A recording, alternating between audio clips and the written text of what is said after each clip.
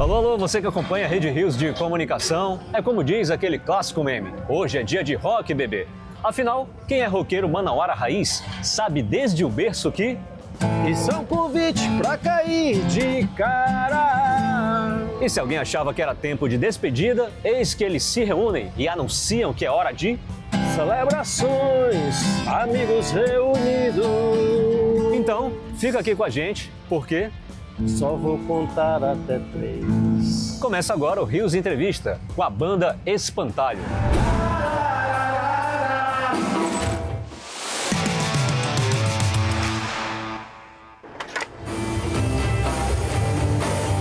A banda Espantalho é uma banda de rock manauara que surge ali no final dos anos 90 e influencia até hoje gerações de outras bandas, né, fazendo com que os seus fãs sempre peçam por alguns shows e retornos, né? Por isso hoje a gente resolveu trazer aqui esse clássico do rock manauara.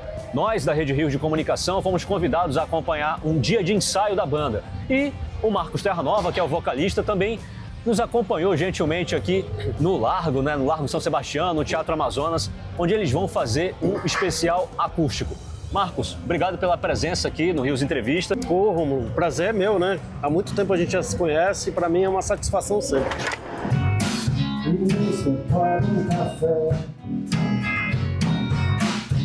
O Marquinhos tinha uma banda chamada Scarecrow, né? E foi interessante porque essa história é contada pouco, né? Só a família, mas só os mais próximos, né? O Marquinhos tinha ido embora para Brasília e eu tinha ido embora para o Rio de Janeiro.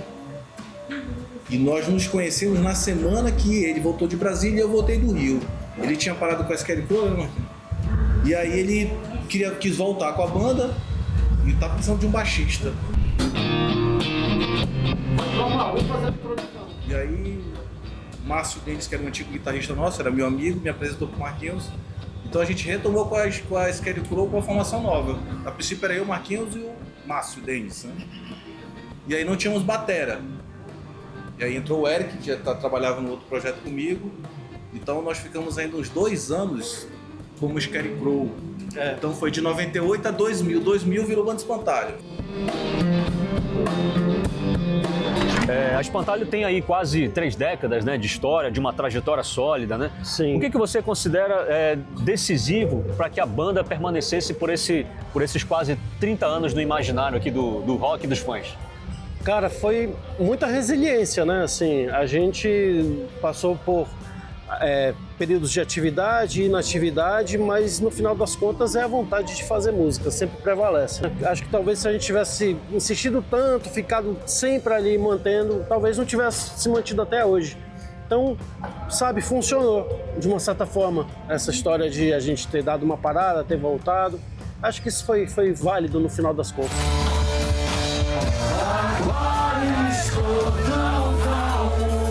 No final dos anos 90, Marcos, a gente está falando ali do momento de efervescência, né, do rock manauara. Diversas bandas surgiram naquela ocasião, entre elas a Espantalho. O que você destacaria pra gente, assim, daquele período ali que para vocês foi marcante? Eu acho que naquele tempo era tudo muito empírico, né? Então a gente estava vivendo o momento, a gente não estava muito preocupado. Lógico que a gente queria aparecer, né? Mas a gente era meio amador diante de algumas situações. A gente queria mais mostrar o trabalho, era uma coisa espontânea, né? O rock and roll da nossa época, o rock and roll manauara, a gente tem até que tomar um pouco de cuidado, né, quando fala, né, dizer que lá era melhor, mas assim, o nível de criatividade e honestidade das bandas da época era uma coisa mais espontânea, era tudo analógico e espontâneo. Então acho que foi sempre teve essa pegada, né, de tentar oferecer algo de novo para as pessoas, dentro do que a gente estava vivendo, né? Marcos, letras poéticas, assim, um som marcante, né? Como é que é esse processo de criação, assim, entre você, que geralmente é o compositor das faixas, né? As Sim. músicas, os arranjos? É muito relativo e muito variado. Teve músicas, por exemplo, que foram gravadas pro primeiro álbum, que não entraram, e quase 30 anos depois, ou 30 anos depois, né? Que foi bem no início da banda, E a gente finalizou, são músicas que vão entrar inclusive no acústico, que nunca tinha conseguido terminar a letra, né? E aí, agora, parece que diante do cenário que a gente está vivendo, desse mundo, desses embates políticos, ideológicos e tal, parece que a letra hoje encaixou naquela melodia, daquela de 1998, sabe? Parece que agora que a tampa dessa panela fechou agora, entendeu? Mas já houve casos como Colar de Estrelas, que eu fiz em 5 minutos, lá em cima do terraço do Macintosh. Eu peguei o violão tal e foi saindo letra tal e foi rápido. Então tudo é muito relativo, assim. Tem coisas que são rápidas, tem coisas que não são. E é isso. Não tem uma receita pronta, não. Não dá mais pra mim. Não quero apostar, não gosto daqui, eu quero voltar. Mais uma vez recebi o convite do Mário Rui, né? Acho que foi por volta de 2011 para 2012, por aí. E aí fiz vários projetos com a Espantalho. Desde lá eu venho tocando com a Espantalho aí. A gente fez o quê? Isso, aí em 2010 a gente fez um revival, não foi retorno, foi só revival mesmo. E aí o retorno de fato foi em 2012. 2012 que a gente lançou o Volver, que é esse disco que tá aqui. A gente lançou em 2013, na real em 2012 a gente retornou pra gravar esse álbum aqui. Foi isso que rolou.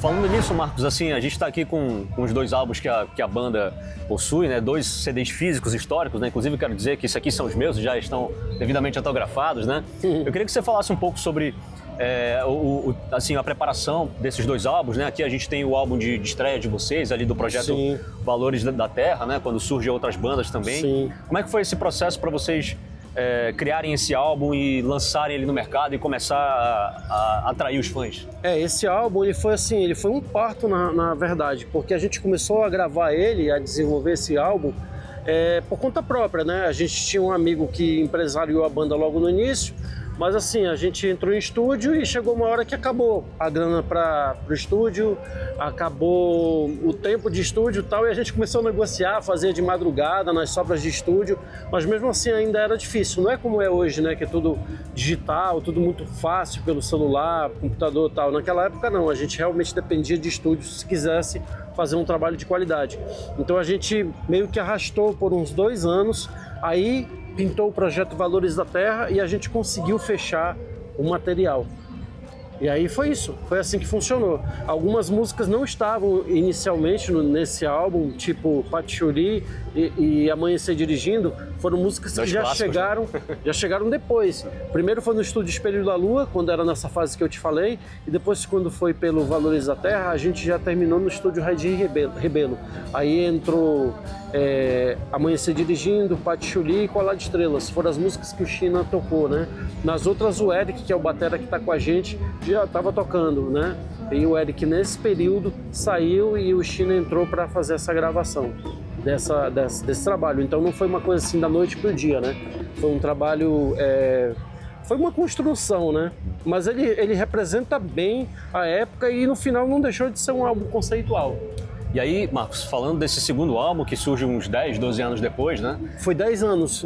10 anos certinho. 10 anos. E como vocês passaram desse primeiro para esse segundo? Quais são as diferenças que você destacaria? Aqui a gente está na fase intermediária, né? Quando o YouTube já está se consolidando, as redes sociais e o Orkut ainda está no final do Orkut e início de Facebook. Então a gente já percebeu que a gente mesmo poderia produzir. Então esse disco a gente meteu a cara e produziu. Tanto é que ele é um disco mais cru. E nele também eu trouxe um pouco da pegada mais folk, né? Das influências que eu já trazia da MPA e do folk mesmo, americano, da música mineira e tal. Eu sempre fui muito eclético, assim, em termos de gosto musical, sabe? Do samba também, Chico da Silva, Candinho Inês. Essa rapaziada sempre tava no meu radar, né? Então, assim, aqui eu acho que a gente já trouxe essa coisa um pouco mais orgânica, um pouquinho mais para esse som mais folk mesmo, mais regional talvez, sem ser regional, né? E é isso, aqui era um rock mais bem influência do grunge, né, assim, e aqui a gente já tá flertando já com as outras influências.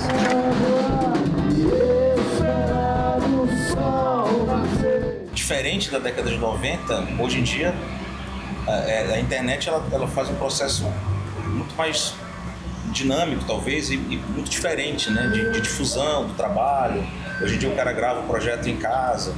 Na nossa época, gravar era muito difícil. De fato, na época era mais genuíno, era autêntico, mas não necessariamente melhor, né? Mas era aquele recorte de lá. E como é que tá esse processo de criação hoje da banda, seu como compositor, né? E acho que há 20 anos a gente pensava mais nisso aqui, como entregar um pacote completo para os fãs, e hoje você pensa um pouco mais separado, entregar faixas. Como é que é esse processo hoje? A gente percebe que a coisa funciona mais assim, não é conta-gotas, não sei se a palavra seria essa, mas a gente entregando os singles, né? A coisa funciona mais dessa forma. Lógico que o público mais antigo, ele gosta desse formato, ele gosta desse tipo de trabalho, mas o que a gente percebe é que às vezes alguns lançamentos dessa forma, eles acabam não tendo um certo impacto comercial, né? Então, o que a gente realmente tem feito é lançado os singles e no final a gente junta a coletânea e faz, ou coloca como uma playlist ou lança como um álbum, né? Fica muito aberto, tal, porque é tudo muito dinâmico hoje em dia. O público novo, ele quer... é tudo mais interativo, né? Então tu faz o clipe, tu fala sobre a música, sei lá, é tudo muito interativo, é tudo muito feito na hora, as pessoas querem ver como a coisa funciona em tempo real, mais ou menos.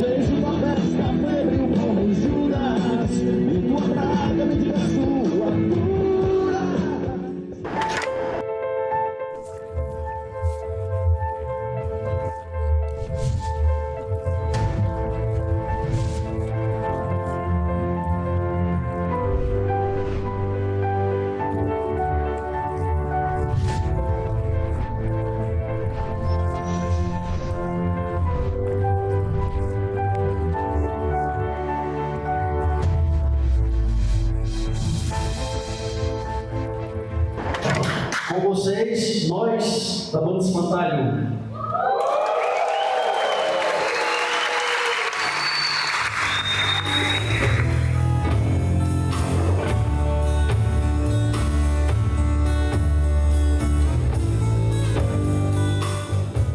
E, Marcos, a gente está aqui no Templo da Cultura, né? Sim. Teatro Amazonas. Queria saber de você essa emoção de tocar no Teatro Amazonas, né? Vocês já preparavam isso há algum tempo, está acontecendo agora, né?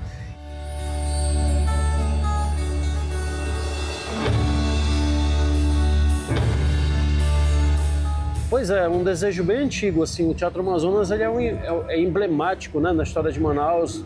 Não é de hoje que a gente tenta ou pensa em tocar no teatro e tal, mas nunca deu certo, por um motivo ou por outro. Ou a banda estava inativa, ou não tinha agenda, sempre algumas situações que acabava que não rolava, né? Então, assim, tudo tem seu tempo certo. Então agora, com a maturidade, né, com minha experiência já na parte de produção musical, né, que depois de envolver eu já entrei de cabeça nesse processo de produção. Então eu já me senti mais à vontade de realmente entregar o material mais dentro daquilo que eu tinha vontade de fazer de verdade. Eu acho uma oportunidade única, né, assim, de fazer essas versões diferentes, fazer um tom mais adequado. Eu acho bem legal, cara. Aquilo que se sonhou e não deixar de lutar. Dois prestígios, na verdade, né? Teatro Amazonas e também a Banda Espantalho, já acompanham há tempo. E uma acústica diferencial, né? Já vi várias vezes a Espantalho, mas agora ter essa oportunidade única aí. Gosto muito das canções do Marcos Terra Nova, sou grande fã. Pra mim vai ser surreal aí tá marcando essa presença. É muito satisfatório da gente acompanhar assim, num lugar desse maravilhoso, onde vem grandes espetáculos, né? Uma banda regional nossa fazer um evento desse grandioso. E a gente que já acompanha essa banda já há muito tempo, né? Fica muito feliz por ter essa oportunidade de prestigiar, né? Eu acompanho a banda já há alguns anos, né? Não desde o início, mas há alguns anos. E quando eu comecei a ouvir as músicas deles, comecei a me identificar, né? Com a sonora deles, com a letra. E desde então até hoje eu acompanho. Eu acompanho a banda desde o início, gente. Desde a época dos Valores da Terra, acho que dos primeiros CDs que eles gravaram, entendeu? Acompanhava cada show, era distante na época, nos anos 90, né? E a gente ia, estávamos lá curtindo Espantalho. E depois, quando eles saíram daqui, vem uma vez, 2 vezes em Manaus, a gente faz questão de estar presente, né? E hoje, aqui no Teatro Amazonas, não tem como não vir. É um presente pra gente e pra banda também. Muito feliz de estar aqui. A gente tá desde sempre acompanhando o Marquinho, a turma dele, né? Então isso é maravilhoso. Estou muito orgulhosa de todo esse momento. Eu queria que você deixasse uma mensagem, aproveitasse esse momento para deixar uma mensagem para esses fãs, né? Assim, sobre esse momento de vocês, sobre a trajetória da banda. Sim. E de repente o que ainda vem por aí? A mensagem que eu passo é que não deixem de curtir a música, os artistas que vocês gostam, porque isso é muito importante. Principalmente no mundo que a gente está vivendo agora, né? Onde está ficando tudo mais efêmero, muita coisa sendo feita de forma artificial, né? As novas gerações, a gente não sabe se eles realmente ainda vão estar ligados na pessoa que é analógica ou não. A gente não sabe como vai estar funcionando esse mercado no futuro. Mas a gente está aqui ainda, entendeu? Fazendo a nossa parte. É uma coisa bem de irmão para irmão, digamos assim. E é isso. Muito bem, obrigado, Marcos, pela Rômulo, pela entrevista. Antes de terminar, eu quero te agradecer por sempre ter apoiado a banda, né? Por sempre ter, né, ao longo desse tempo todo, já são mais de 10 anos que eu te conheço. Muito importante, assim, pessoas como você que fazem a diferença para a cena musical, para a cena autoral e tal. Isso é muito importante. É isso aí. Eu que agradeço, Marcos. Bom, esse foi o Rios Entrevista de hoje com a banda Espantalho, né? Olha, lá no nosso portal, riosdenoticias.com.br, tem a matéria completa, né? Com todo o conteúdo, fotos, bastidores, enfim, para você acompanhar. Tem outros conteúdos além desse, então continua acompanhando com a gente. Mas não vai embora ainda não, que o Marcos Terranova tem uma surpresa para quem é fã da banda. Entramos pisando com passos bem leves, sentamos na poltrona pra poder ver a peça. Eu nem esperava que ela fosse sincera. Dizer eu te amo é uma das frases mais belas. Nuvens de papel atravessaram o palco, depois as estrelas iluminaram o teatro e os atores dançavam com seus sutis passos, e no ato encenava a chegada de Aquários. A chegada de Aquários.